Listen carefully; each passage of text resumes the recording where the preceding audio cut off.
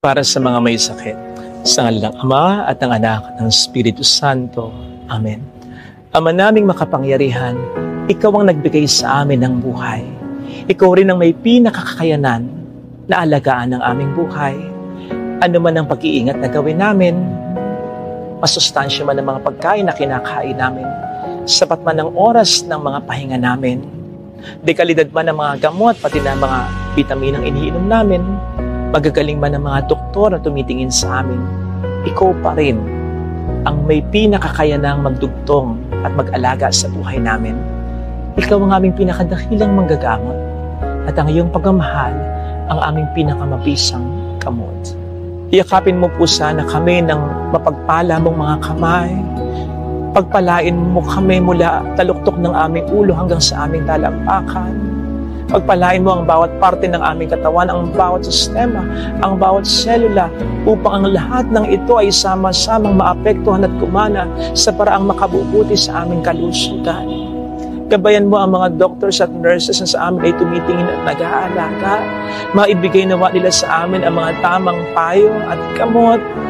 Kumalaw ka sa pamamagitan nila at yun ay maramdaman namin upang hindi man mawala ay mabawasan ng malaki ang aming mga takot at pag-aalala.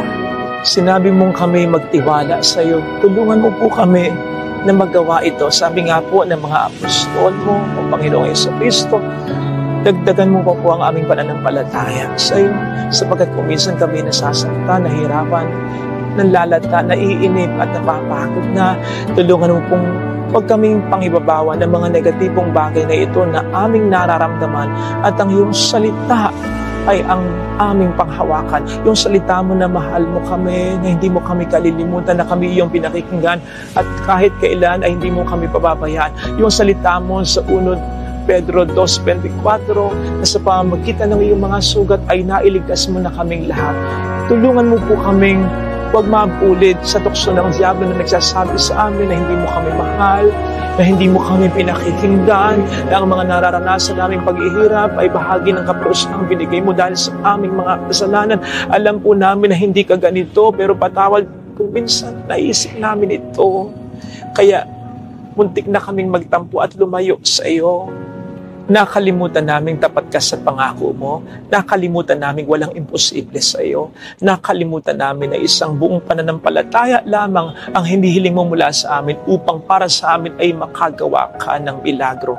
Mula ngayon, Panginoon, ito ay ibibigay namin sa iyo. Iiwasan na namin ang mag-aalala. Bagkus ay aasa kami sa mga mangyayari pang maganda. Iiwasan na po namin ang malungkot. Bagkus ay pipiliin na po namin maging masaya. Bibigyan namin ng magandang laban ang demonyo na pilit kaming ginugupo at nilalayo sa iyo. Katawan lang namin ang kaya niyang sirain, pero hindi ang aming espiritu. Kaya't kapag mas pinalakas mo na ang espiritong ito dahil sa aming pananampalataya sa iyo, ay wala nang magagawa ang diablo, kundi palayain na ng tuluyan ang aming katawan na kanyang matagal lang pinahihirapan. Kaugnay nito, Panginoon, ay hinihiling din namin mula sa iyo ang kagalingan ng aming puso at kalooban. Kagalingan sa kasalanan, sa galit, sa hinanakit, sa selos, sa tampo na nararamdaman kung meron man, upang ang aming kagalingan ay mas maging buo at makatotohanan. Hinihiling po namin ito sa iyong pamamagitan ngayon at magpa sa walang hanggan. Sa ngalan ng Ama at ng Anak at ng Espiritu Santo. Amen.